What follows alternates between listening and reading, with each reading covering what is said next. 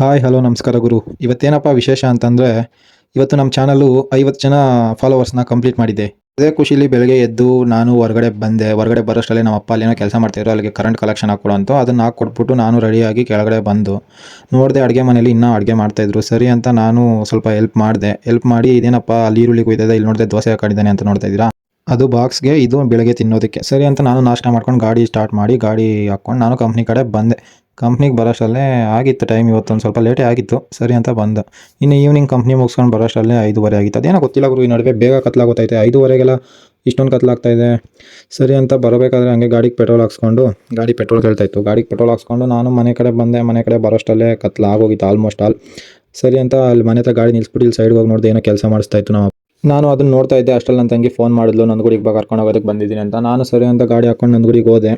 ನಂದಗುಡಿಗೆ ಹೋಗ್ತಾ ಇದ್ದರೆ ಫುಲ್ಲು ಚಳಿ, ಗಾಡಿ ಓಡಿಸೋದಕ್ಕೆ ಆಗ್ತಾ ಇಲ್ಲ, ಅಷ್ಟು ಚಳಿ ಆಗ್ತಾಯಿತ್ತು. ಸರಿ ಅಂತ ಹೋಗಿ ಅವಳನ್ನ ಕರ್ಕೊಂಡು ಏನೋ ಜೆರಾಕ್ಸ್ ಮಾಡಿಸ್ಬೇಕು ಅಂದು ಅದನ್ನೆಲ್ಲ ಮಾಡಿಸ್ಕೊಂಡು ಹಂಗೆ ಏನಕ್ಕೋ ಬ್ಯಾಂಕಿಗೆ ಕರ್ಕೊಂಡು ಹೋಗಿದ್ಲು. ಬ್ಯಾಂಕಲ್ಲಿ ನೋಡ್ಕೊಂಡು ನಾವು ಮನೆ ಕಡೆ ಬಂದು ಹಂಗೆ ಬರಬೇಕಾದ್ರೆ ನಮ್ಮ ಅಕ್ಕ ಬಿಸ್ಕೆಟ್ ತೊಗೊಬರೋಕೆ ಹೇಳಿದ್ಲು. ಅವಳಿಗೂ ಬಿಸ್ಕೆಟ್ ತೊಗೊಂಡೋಗಿ ಕೊಟ್ಟು ನಾವು ಮನೆ ಕಡೆ ಬಂದು ಮನೆಗೆ ಬರೋಷ್ಟರಲ್ಲೇ 7:30 ಆಗಿತ್ತು. ಸರಿ ಅಂತ ನಮ್ಮಮ್ಮ ಅಷ್ಟರಲ್ಲಿ ಅಡುಗೆ ಮಾಡಿತ್ತು. ಅದನ್ನು ಸ್ವಲ್ಪ ಹೊಟ್ಟೆಗೆ ಹಾಕ್ಕೊಂಡು ನಾನು ನಮ್ಮ ಅಪ್ಪ ನಮ್ಮಮ್ಮ ಎಲ್ಲರೂ ಊಟ ಮಾಡಿಕೊಂಡು ಟಿ ವಿ ನೋಡ್ಕೊಂಡು ಸ್ವಲ್ಪ ಹೊತ್ತು ಮಾತಾಡಿಕೊಂಡು ಹಂಗೆ ಬಂದು ಮಲ್ಕೊಂಡೆ ಫ್ರೆಂಡ್ಸ್. ಅಷ್ಟೇ ಇವತ್ತಿನ ವಿಷಯ, ಇಲ್ಲಿಗೆ ಎಂಡ್ ಮಾಡ್ತಾ ಇದ್ದೀನಿ. ಸಿಗುವ ನಾಳೆ. Thank you for watching. ಟಾಟಾ, ಬಾಯ್ ಬಾಯ್.